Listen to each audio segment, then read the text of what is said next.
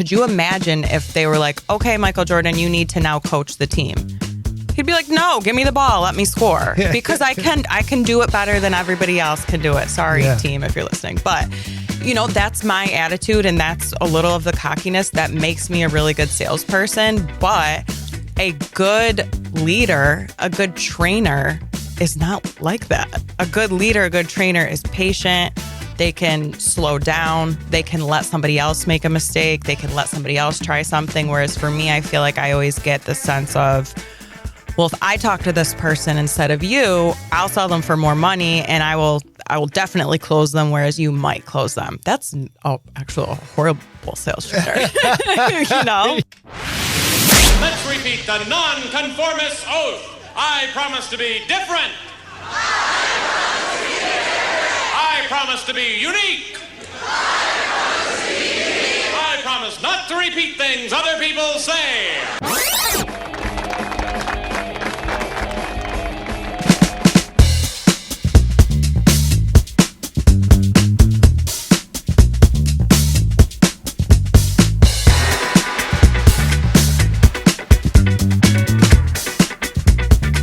Welcome back to Positive Blatherings from Rockbox Recording and Production in beautiful downtown Bushnell's Basin. And I always enjoy new experiences on the podcast. And this one's a new one for me because I don't believe I've had a marketing superstar on the show yet. And Martina Barley is that. Welcome, Martina. Thank you. No one's ever introduced me as a superstar. You are a superstar. You're the owner and founder of Uptown Marketing, and of course, the host of the Uptown Girls podcast, which is recorded right here. Yes. It's I've watched, obviously watched your podcast. Yeah. And have met quite a few very cool people through your introductions for you having them on your podcast. And it's just been really cool to see what you do. And considering when you think of marketing, you think of all the glitz and the glamour and all that kind of stuff. And you do it for insurance, which is like the exact opposite of that stuff. Exactly. Especially people always say, my team is all girls and look kind of glitz and glam. And it's like, wait, you guys do marketing for insurance? You sent me the picture of this is your team. I'm like, are you a modeling agency or are you a marketing? Yeah. Wow. So going back is that, and I know I caught pieces of your history, your professional life through the podcast, but you were basically a salesperson and you were selling. What were you selling? So the reason we're with insurance agents is because that's actually where I started my career. In insurance. In insurance, yeah. So I wasn't actually licensed to sell car insurance, but I would do a lot of marketing there.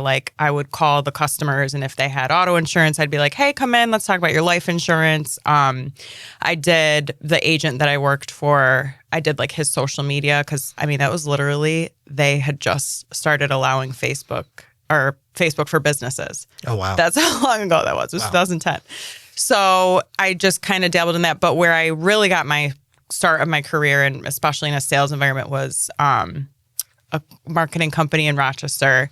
And I was a salesperson there. I actually started as the assistant sales manager, but I hated that. So I went into sales and I was selling marketing. And when I started there was two guys that were in sales there, and they had State Farm insurance clients all over the country, these State Farm insurance agents. So I coming from a State Farm agency, I was like, wait a minute, if you guys can talk to State Farm agents, I can talk to State Farm agents. So I kind of just, jumped into that myself. And I worked with other business types there. That company was partnered with the Better Business Bureau. So we would call on a lot of roofers, stuff like that. But State Farm was really the big niche there. Yeah. And you don't, at least I don't think of, I guess when I think of insurance and marketing, most of the very popular commercials are from insurance companies, the Geico Gecko and the other dude, what's the dude? Flow, Mayhem. Yeah, they're most popular ones are from insurance. But you don't make that connection when you think of insurance, you think of boring. Yes. That's what I do. It's like, Yeah. oh my God, insurance. And it's also something that I don't ever want to have to deal with, but you have to have, and it's all that kind of stuff. So it's got to be interesting because, I mean, you essentially market a product that everybody has to have. And nobody wants. Yeah. Yeah. It's funny because like they feel that way about marketing. So they'll be like, I know I have to do this. I'm like, it's just like insurance. You know, you have to have it, right? But you don't want to deal with it. So yeah, it's weird because I feel like growing up, I loved marketing, loved advertising. That's what I did a lot in high school, college classes, was just so excited to jump into it. And then not only did I start marketing a field that there's really nowhere to go with it, like in terms of, I guess, creativity, you know, how far can you You're really... very restricted. Very restricted. But then doing it for agents that are agents with the strictest, most conservative of the big national insurance companies. So they have advertising and marketing compliance that it's when other people in the marketing industry learned our business and how we do what we do, they're like, why would you ever do that? It's like marketing with a blindfold on. It's like, yeah. And I think that makes you all the more powerful at what you do, because if you can figure out how to make this work, this little thing work, then imagine if you actually got a hold of this and be like, wow, I can really go to town with that. Yeah. So it's really, and I know just knowing you is that you're all about the challenge. Yeah. You're all about like, oh, you think I can't do it? Watch this. Exactly. And so it's going to be perfect for you. It is. Yeah. And it's kind of cool knowing that, you know, when I talk to peers in marketing, they're like, wait, how do you do that? How did you grow a business this way? I'm like, well, yeah. You know, like it was nothing, you know, and Legally Blonde, she's like, what? Like it's hard? Yeah. Yeah. So it's such a weird niche to be in. But my dad worked for State Farm Insurance. So I kind of like grew up around it. His friend was the agent that I worked for. So it's always been part of my life. So it kind of makes sense for me. But yeah, I mean, it is one of the most boring industries you could possibly market. So what is your day-to-day like in insurance marketing? So for me, it's something different every day. I have an almost 1-year-old, so I've definitely in the past year, and even before I had her. Almost one, I know. But I definitely have days where I'm like, I'm not going in today. I'm going to stay home with my daughter, or maybe I'm going to catch up around the house or whatever. Maybe I'm going to go get a facial. I definitely have those days, but my day-to-day in the office is a lot of like whatever's happening at the moment. It's a lot of team stuff, I would say. So there's 12 girls, including me. We're about to add on a 13th. Everyone is their 20s, early 30s. So you can imagine how much emotional management is. I really think that of all things I do, emotional management is a lot of it. Oh, yeah. It is. I mean, I had a couple weeks ago where I was exhausted from having like emotional conversations with everybody. So Can't imagine. Oh my God, that's a big thing. A lot of it is, hey, what do you think about this? Or, you know, I'm not really the one doing a lot in terms of like tasks or in terms of like, executing, but I'm guiding. Hey, yeah, we have this. What do we do? Or what should we do? Or what do you think? Let's do it this way. You guys kind of, I have a great team, so I don't have to do a lot of that anymore. That's good. Yeah. I mean, that's what you want to do when you have your own business, right? You want to have a team that can handle everything and that it can run without you. Yep. Yeah. You know? And you've met my sister, Carla. She is really a huge, huge reason for that, because I trust her as much as I trust myself to, you know, get things done the way I would want them to get done. So that's, I think, something that in business people are leery of, is working with family, but it works for us. Do you consider yourself a family business? I think so. Yeah, I would say family, because she's my big sister. So even though I own the company, a lot of times it's sit down. Is that weird? Does she kind of be like, you're my kid sister? How come you're my boss? That kind of No, I'm not her boss in her mind. She's my boss. Oh, she's my boss, and I pay for everything. Like she's my big sister, and we're also like professionally very similar. Like we have the same standards for things. You know, we certainly have our differences, but yeah, that she doesn't really ask me for permission much. It's kind of just, here's what we're doing. But I can trust her enough to, let her do that. Yeah, and if you're that much alike in what you would look for, then you kind of know that, all right, well, if she's doing it, that's probably what I would have done. Exactly. So that's good. That's got to feel really good in that. It does. What was it like when you first started growing the team? Did you go from like just a couple of people, or did you one day realize we got to hire like 6 people? No, we actually did grow pretty slow and steady. So when I was working at my old company, I had a girlfriend there that worked with me, and she had been for months saying, I want you to start your own company. I want you to start your own company. I was like, no, that sounds like a nightmare, headache, blah, blah, blah.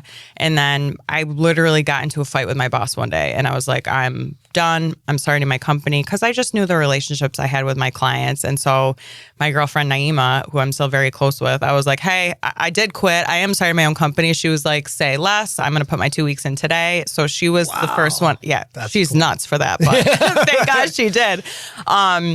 Yeah, and then my cousin Marisa worked with me at the State Farm Agency, and she had been working at the time at Northwestern Mutual. So she had the insurance experience, and Naima had the marketing experience because we were together at the company. So I was pretty much like, hey, you guys, like we're going to start a company. And they were like, okay. And that we probably could have ran with the 3 of us for a while, but I wanted to, I think mostly for my ego, I was like, I want a sizable company. I want to feel like a real company. So I kept hiring. And we hired another girl we knew, Lindsay. Then 3 months later, we hired Elena, who was with us at the old company. So you took her from the other company? Took her. She had left by then, but she was ready to come back to work with me. Yeah. Elena, probably another 6 months later. 6 months later, Lexi, probably another. It's usually about 6 months at a time to go from 3 where we started to 12, 13 where we're at today. It's taken 7 years, because that's still pretty fast. Yeah, it is. If you think about it. I mean, it is. I started 8 years ago, and I now have 2 part-time people. Yeah.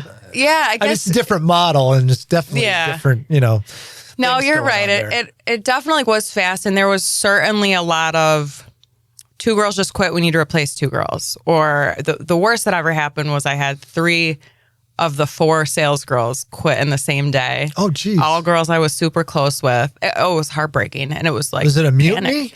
Kind of, yeah. But I mean, I love all of them dearly. It wasn't the right fit for them. It was kind of, I think, a long time coming. But at the time, to me, I was like, oh my, the world's over. Yeah. The world's over. Yeah. But that actually ended up working out great because they're all in better positions. They like better. And we were able to get another girl from our old company who was an absolute star there, and other great girls. So it's always, I think when that first happened, it's like I said, oh my God, the world's over. But you kind of learn that, okay, if they're not happy, that probably wasn't the right fit anyways. So now these new, fresh people are here with a different attitude, different motivation, and it can be good to have a little turnover. Yeah.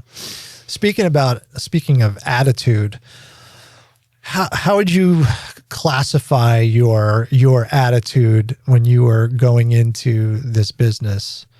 When you started your business, like what cocky. Word? Cocky? I would say cocky. You think cocky? Yeah, because I think I didn't know what I didn't know. And I was so good at sales, and I was so good. I almost had like my own mini business there. Sell a ketchup popsicle to a woman in white gloves? Yes, exactly. Exactly. That's me. Like I was so good. And when you're in sales at a big company, and I was one of the 2 top salespeople, we would literally rotate every day who was beating who. And it was such an environment where if there's meetings, there's a leaderboard, they're clapping for me. I'm at the top of this list that gets. So my head was huge at this point. So I went into this company like, screw my old company. I can do anything. Watch. And then it's like, okay, it's all on you now. No one's here praising you. You got to figure this all out yourself. And I think that the biggest struggle for me was definitely the team. Like when they struggled and came to me, I was like, well, just do what I do. But no one can do what somebody else does in the same way because everyone's a different. Person. Yeah. So Cocky would be the word I would use. Not the word I'd use today, but What word would you use today? humbled. Humbled? Definitely. Well, that's good. At least you've grown. Some people get worse. Yeah, maybe wise. I feel like I've definitely learned a lot that you just really can't be a cocky little shit all the time. You have to at some point. But what, yes, you were cocky, but you also, what were you like? So if you were cocky, were you difficult to work with? Would you say you were difficult to work with back then? Here's the thing. I was not difficult to work with until I felt the stress of, I'm not a very patient person, especially back then. So when somebody on the team came to me with some type of stress, struggle, anything, because I was such a fast-paced, independent worker when I was in sales, it was kind of like, well, this is what I would do. Why wouldn't you just do it this way? So I think from that sense, they didn't really get a lot of like the support they deserved. I'd say it was probably difficult to work with. Yeah. But I don't think they were like, oh my gosh, we're miserable every day. Cause they stayed the bulk of them stayed for 3 years. Elena's still with me there. So I think I've gotten better, but, I'm sure you have. Yeah. When you're talking about sales, do you think you can be a high-performing salesperson in anything? Like you could sell anything? Yeah. Do those being a salesperson just has sort of like these basic foundational skills that you can apply to selling anything? I believe so, yes. Like if something were to happen with Uptown Marketing, I would not get another marketing job. I'd get another sales job. I think that it's just who I am. I love it. I love the challenge of it. I think I've always been a very like confident communicator, and I think that's so big in sales, and strategic communicator. And I think understand that sales is not pushing somebody to buy something. It's solving somebody's problem. And when you can like look at sales as you have a problem, I have the solution to your problem, we get along great, let's do business together.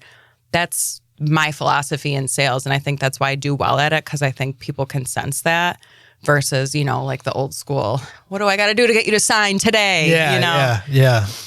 It's a really growing industry is podcast sales. Really? So you should. So what are we selling? Podcasts. Just like we're selling coming in and doing a podcast. Yeah. Okay. Oh, interesting. So I've one of the things that I've wanted to do this whole time that I've been in business is actually have salespeople. Is this a setup? Are you setting up to have me do sales? No, this is blathering. So it all kind of happens as it unfolds right before. But that was one of the things that I've always wanted, and I've tried numerous times. The problem is that I didn't have enough revenue to say, all right, well, you're going to start at 35, 40 a year plus commission. Right. It was always like, I'll pay you when you sell. I'll give you commission. Yeah. And so I always kind of put it out there as like a side hustle. Like, do you looking to make extra money? You can make extra money here, and you can make as much as you want to make. Just get out there and sell. And I had a couple of people were like excited about it, and I don't know what it is. And I know it wasn't me. I know what it is. Disappeared. I know what it is. I don't know about those people specifically. When I would think about selling podcasting, to me, it would feel probably a little bit like selling like personal training, where if somebody is not genuinely motivated to create their own podcast, come up with their content, show up, schedule people, like there's a lot of mental effort that that goes into a podcast. So I feel like it's probably tough if somebody is not already halfway there in terms of motivation to because you're really at that point, you're selling the motivation to do the podcast, and then you're selling the actual experience, which you have a great experience for podcasting. It's if somebody wants to do a podcast, this is a no-brainer for them. See this is a no-brainer. Come in here and do your podcast. And we were focusing on like small and medium-sized businesses. We weren't focusing on individuals. You know what I mean? Like you want to get a business to come in and do it, as opposed to, how can you find, all right, which one of you guys wants to do a fantasy football podcast? Right. Come on in, bro. Exactly. Yeah. And I would think about that. Like I've always thought that selling personal training, selling gym memberships has got to be so hard, because they're like, for me, when I wanted to start a podcast, I was looking for more content to support my business digitally, to support my social media. And then I thought, I have so many good clients. I was there, and then this experience sold me because it was like, wow, I can just show up and talk. This is amazing. This is ideal. But if I didn't already have like the gas in the car, right? You know what I mean? Right. So that's probably why it's a tough sell. Yeah, and I can understand that, because I think a lot of people don't realize how much work actually goes into putting it together until they start doing it. Yeah. Or when they learn about it, and they're like, oh, I actually got to prepare that stuff. Yep. But I don't know. I hear about what you're saying, and I think that your philosophy and your way of approaching sales, you could probably take that and apply it to anything. In other words, you could probably put this together, package it up, and sell it for people who want to be better salespeople. Yeah.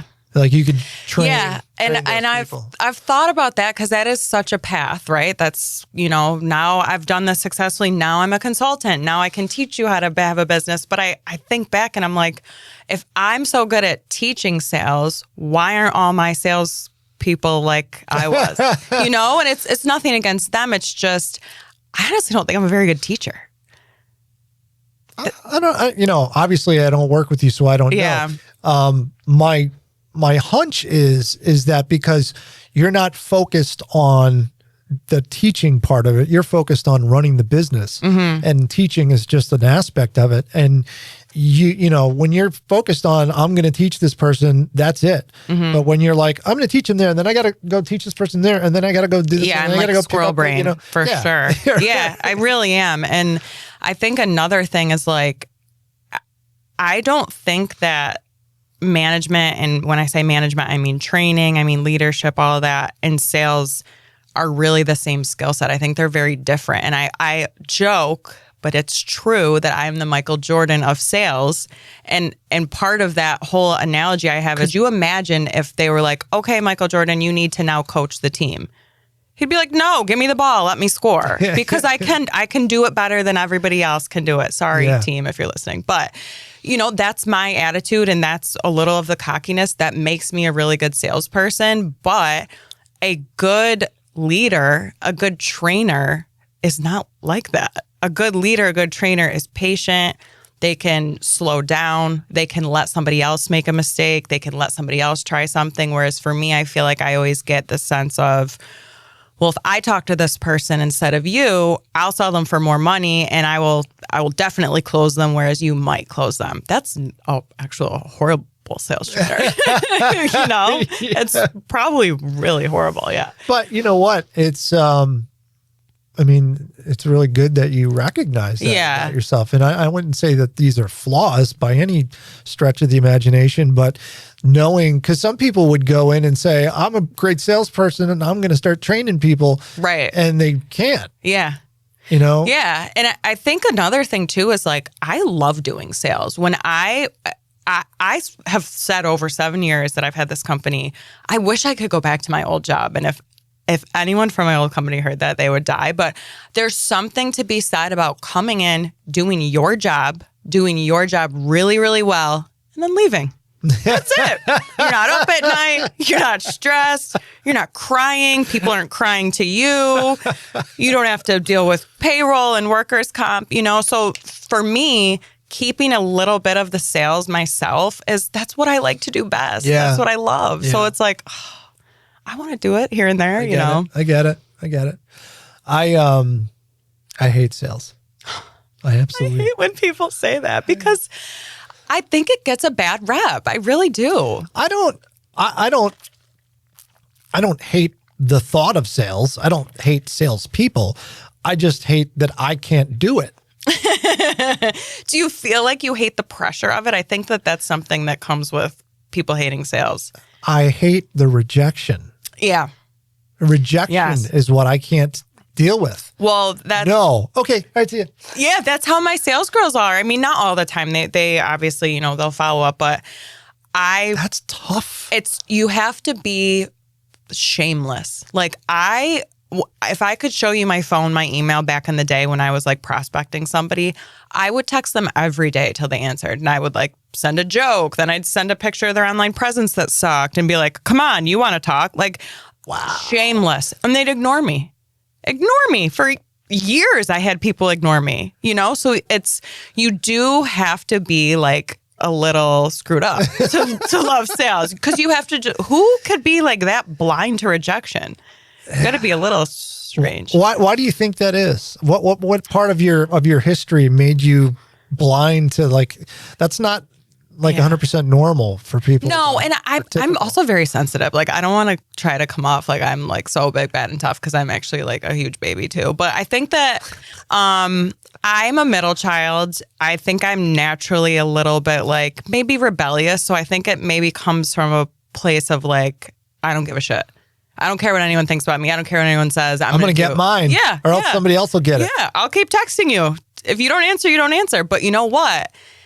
That attitude makes for better salespeople, because somebody will answer. I've had people reach back out after years of me just randomly reaching out to them and be like, hey, this is so out of the blue, but I thought about you because this happened and now I need new marketing, Yeah. So you're going to get rejected 99 times, but the one time you don't is that's what it's all about. Yeah. That's interesting. I don't know, what is it? You make zero sales. What's that term? What's that phrase? You make zero sales if you I suck at this. Something about like, if you don't ask questions, you don't get sales, that kind of thing. Oh, 0% of sale. I don't know. You always miss 100% of the shots you don't take. There's you go. It's similar to that. And I always say the squeaky wheel gets the grease, right? Sometimes like we'll be in a sales meeting and someone will say something and I'm like, yes, you can have that. And everyone else is like, wait, what? And it's like, you got to speak up. If you want something, speak up. And it's kind of that same like mindset. And this is so stupid, but this is, I think, is a little bit of like me as a person that helps my sales attitude. I remember we must have been like in our 20s, me and my sisters. I think we were in college and we were somewhere with my dad. And it was like a family, maybe it was like Easter brunch, something like that. And I just out of nowhere said, Dad, can I have $20? And he just laughed, pulled $20 out of his pocket and gave it to me. And my other two sisters are like, what the hell, Dad? Why'd you just give her 20? And he goes, because she asked. Because she asked. Yeah. And he didn't give it to them. He said, she asked. And I was kind of like, if you don't ask, you're not going to get something. That's good advice. Yeah. That's really good. Yeah. And that's kind of the thing that I've been learning. I've been working with a business coach over the last year, and it's kind of been both business and personal. Like it's been like having a therapist too, all of the different things that I wasn't understanding about mindset and about reframing how you look at things and the story you tell yourself and all that kind of stuff. When I met you, when you first came in here, you came across to me as a really well put together, like really positive go-getter type of person, like kick ass and take names. And then I was here for a few times. Yeah. And then I was like, oh, geez. No, I mean, that was the impression that I got from you. And I think it was pretty right on. Your positivity, it's an interesting type of positivity because it's not you have like the really overly positive, like toxic positivity. Yes. Like, come on. It's not like that. Yeah. It's more of a reassuring positive, like I feel like you can convince other people that they can do it. Oh, I love that. Yeah, that's a great compliment. Yeah. Like that's what I get from you. Thank you. Yeah. I think it's a lot of, being successful, being like high performing in sales comes with a lot of praise like that. And I think, I don't know if you even know, I wrote a book like 2 years ago. No. And one of the reasons I wrote it is because like I've always, as long as I've been in this career, gotten so much praise, but it's not just like, oh, good job. It's like a, wow, how did you do that kind of thing? And it's like, I want people to understand that like, there is no like secret thing I did. There's no, like, I'm really not, I have sales skills and communication skills. Yes. But like, I don't have the habits of a successful person. I left my baby in the crib so I could sleep a half hour longer this morning. Like, I'm not that person that wakes up early and drinks a green juice and goes, like, I think that there's such a misconception of like a successful person, and it's really a lot more relatable than you think. If you just take, this is like the message of my book. Find what you're good at and what you like to do. I think another thing is people think they have to go down a certain path or they get pressured into it or whatever. And if you're not listening to your intuition and doing something you really like and enjoy, you're going to hate it. Yeah. And when you do something you're really good at that you like doing, it makes you more confident. And then when you're more confident, you can kind of feel more comfortable to do things you wouldn't do otherwise. Yeah. I mean, I think about, I'm confident that you know, this company can deliver what people want and do it really well. It's the convincing part. It's the saying, like you said, you find someone who has a problem and you solve their problem. So, and sometimes, did you ever have a situation where you maybe invented the problem for them? And then, you know, so they or they didn't know they had the problem. Or pointing out the problem that they didn't realize. You know, I especially with, if we go back to insurance agents, do you know how many 75-year-old men I've convinced that they need marketing when they didn't believe they needed it because they built a whole business without the internet existing? So to now have to say to them, hey, you have no online presence. They're like, I don't give a shit. Look at my office. What the hell's the TikToks? Yeah, exactly. What's the Google? Like, I don't need it, but if, you know, so it is kind of convincing them. You know what I think you should do, though, for podcast sales? I think you should find, like, amateur podcasts in Rochester that already exist and be like, hey, why don't you come in, do a trial podcast here, give them, like, half off, just see how one episode, because they're going to love feeling so professional, coming in here, meeting you, the guys. It's a whole experience here, not having to do the editing themselves, not, you know. If they came in one time and did this, they'd be like, okay, ours looks like shit. And it's interesting is because I've had that experience before that when people come in here, and we are planning on something very similar to that we just haven't been able to put together yet. But we'll talk about that another time. But yeah, you know, and there is that aspect of, like, with you too, I'm sure it's like you do something and you show them and then they go, oh, that's what it is. You know, sometimes they just can't perceive or, you know, figure out what it is you're talking about, especially some of us older folk, you know, we're like, what do you mean that this and that? And you do it and then they go, keep doing that. Yeah. Yeah. And it is like, you know, I think podcasting is something that can be like just a creative outlet. And I think that in that sense, if you want to do it in your basement and it's fun for you and you don't care if one person listens or 10, then that's one thing. But I think that especially local businesses, like, to have a podcast and not, like, that's a big piece of marketing for you. Yeah. So to not invest into it is silly. Right. And that's definitely a something to think about. It's an investment in something. You could do it yourself. You could absolutely do it yourself, but you know, that's like you know, insurance agents doing their own marketing.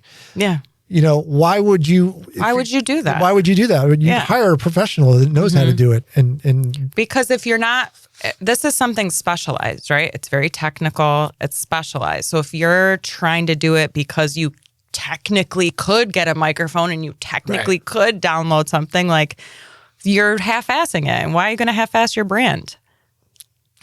That is, you got to put that, you got to trademark that. Why are you going to half-ass your brand?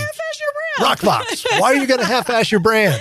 It's true, though. I think that, and, you know, this goes back to me being in marketing and spending the past 10 years convincing people they need to invest into their brand and they need to invest into marketing, because it's like, I don't know. I think that people don't like to pay for stuff that they don't think they have to. But it's like understanding that you're not getting the same experience. You're not getting the same product, right? I could never after coming here. I don't care if somebody set up a studio in my basement. I could never go back to trying to do my own podcast. It's just, I would feel like an amateur. And it's also not what I want to put out, right? If you have a business and you're talking about your industry that you're an expert in, why would you not want to look as professional as you can? Yeah. And save yourself the headache of trying to... This is a great freaking ad for us. Yeah, God, so all that being said, come do your podcasting at Rockbox. Talking about what you do, and you do it so well, have you ever looked at other types of marketing and said, I think I want to try that? Is there anything that you thought of that you'd like to do that you haven't done? Yeah. So my wildest dreams of marketing is to do bigger sponsorships with think about Netflix when they have integrated campaigns where there'll be a Netflix original show and they'll have I can't believe I'm even saying this. This is what came to my head. It's Snapple. Remember? Snapple? Why would that? I was thinking of Friends. You know how Friends, they always had Snapple? Okay. But product placement in bigger, more integrated ways. Yeah. That's so far off from what we do, which is if somebody Googles insurance agent, how do I make sure you pop up?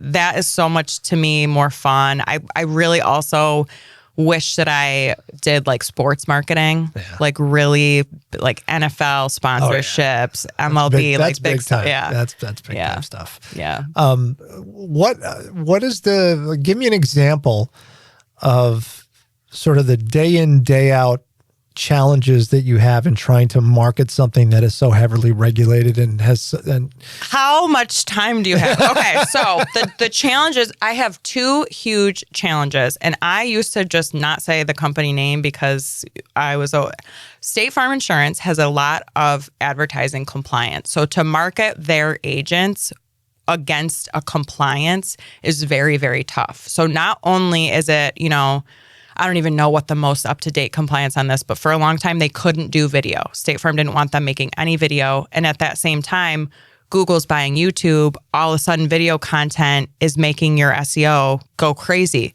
So it's well, what can we do, Martina? What can we do to show up? And I'm like, well, if only we could make video. If only we could do this. We can't make them a custom landing page.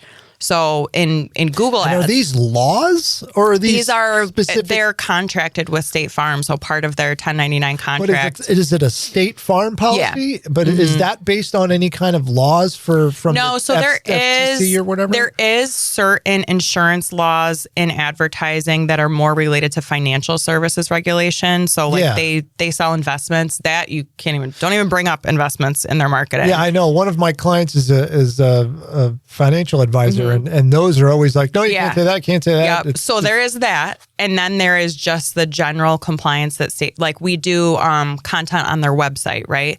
They don't want the word client on their website. You have to say customer. There's so much that we have to follow. So that's really number one. The other thing is, this is not really on State Farm. This is a bigger insurance picture. But Long Island, for instance, there's so much... hurricanes or just water, they won't write homeowners insurance in certain areas.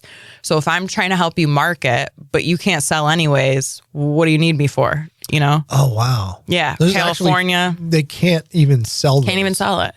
Yeah. And, any insurance company, when they sell a lot, they assume a lot of risk, they pay out a lot in claims, and they say, okay, we need a year off from writing new business in certain areas. Yeah. So it's how do you do that if you're an agent? They have to just basically sit back and wait. So their paychecks are affected, their business affected. And that's the insurance industry as a whole, because it's just kind of this insurance is very cyclical. You sell a lot. Now you have all these claims to pay because you took all this business in. Now we can't sell a lot because we got to make up for it's just a whole thing. So there's that. Then on top of that, there's Google, which I don't know how much of your own Google advertising marketing you've done yourself, but Google is such a pain in the ass. There's so much. They almost have their own compliance. They have their own laws almost. You have to follow everything so specifically. I could wake up tomorrow and their whole dashboard that I've used for 10 years could be different. And that's happened before, So it's the handcuffs of State Farm with the unpredictability of Google. And the last thing is, and I love them all dearly, but the unrealistic expectations of somebody that doesn't really understand this stuff Yeah. is very hard to manage. Yeah. Well, why can't you just do this? And it's right. like, because you can't. Well, my friend in Miami state, is getting this. I'm like, okay, move your office to Miami then. It's not going to work for you in Virginia, you know? So, yeah. And so you have clients all over the country? All over the country. Mm-hmm. So that's got to be interesting too, because you're dealing with different regions and different state situations that you can do one thing in Miami, you can't do in here. And yeah, absolutely. So it's a lot of, oh yeah, we can't say this on the websites in New Hampshire. How do you keep up with that? It's just what we do, you know. We're just so used to it. And we talk a lot, obviously, among our team, and we have some, really great clients that, somebody like Tyler, if something major changes within State Farm that's going to affect us, he'll call us right away and say, hey, this is going to affect you guys, just so you know. So we definitely are. Cool. Yeah, we're pretty in the loop because they want to keep using us. And if we do something that's against their compliance, like they wouldn't be able to use us anymore. So it's I'm out of breath talking about it. It's a lot to keep up with.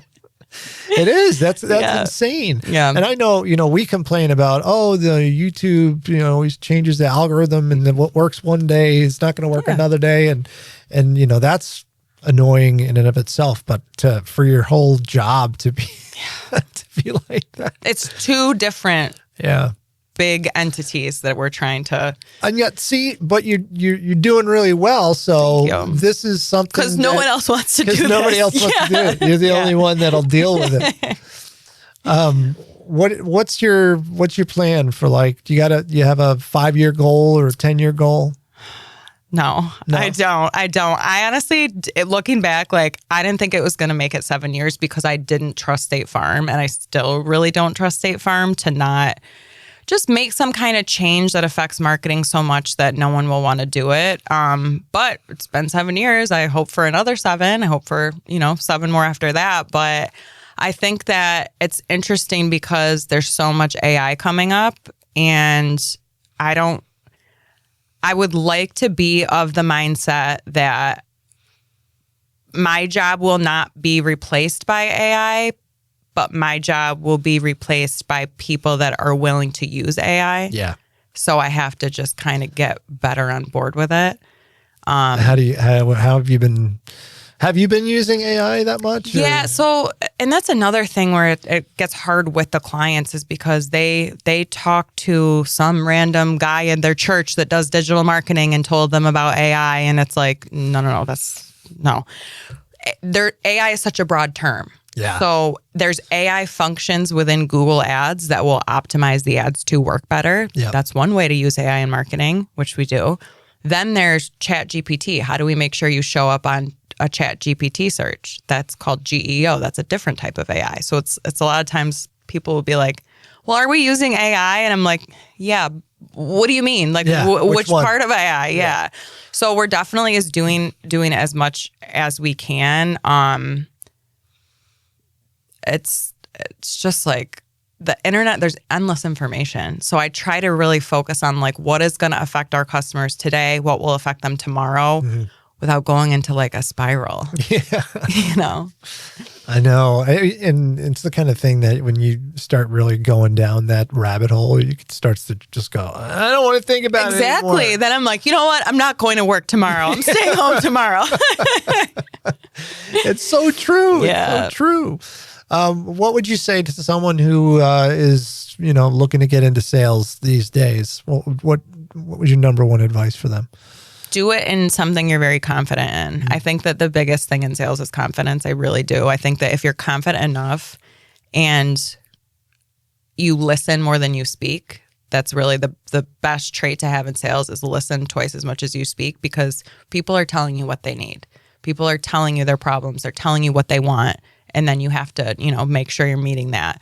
So I think that having that understanding, and you have to have confidence. And I think that you should sell something you like. I can't imagine. People have often asked me, why don't you just have a State Farm agency? And it's like, I don't want to sell insurance. Yeah, right. That I don't want to sell. Because I can market it doesn't mean I want to sell it. Exactly. When you're in sales, you're having the same conversation a billion times about the same product, service, campaign, whatever it is. So you better like it a little bit. You know? That's good advice. Yeah. That's good advice. Yeah. Well, thanks so much for coming in. Thanks for having me. Uptownmarketing.com. Is that the Yes, website? it is. And if you're a struggling insurance agent, Martina and the lovely ladies will help you unstruggle. Yes, we will help you unstruggle. That's their new catchphrase. Yes. Unstruggling. And let's see. Sorry, I just got cut. No, it's okay. I was going to say something else and I forgot. Oh, your book. Yes. Is that something that people can still buy? Yes, it's on Amazon. It's called The Marketing Girl. The Marketing Girl. Yes. Because All right. that's, how you're introduced when you do marketing. Like doctors are called doctors, lawyers. When you do marketing, you're just the marketing And you girl. said that was like 2 years ago that you came out? 2024, Okay. February published it. All right. Yeah. Yeah, so links to the book are in Amazon. Yeah, we got the links for you. Rockvox.com and Positive Blatherings is brought to you by Salvatore's. If you would like to have the best pizza in the world, go to Salvatore's. They're looking for people to join their team too. So check out salvatores.com. We'll catch you next time on Positive Blatherings. Later. Thank you.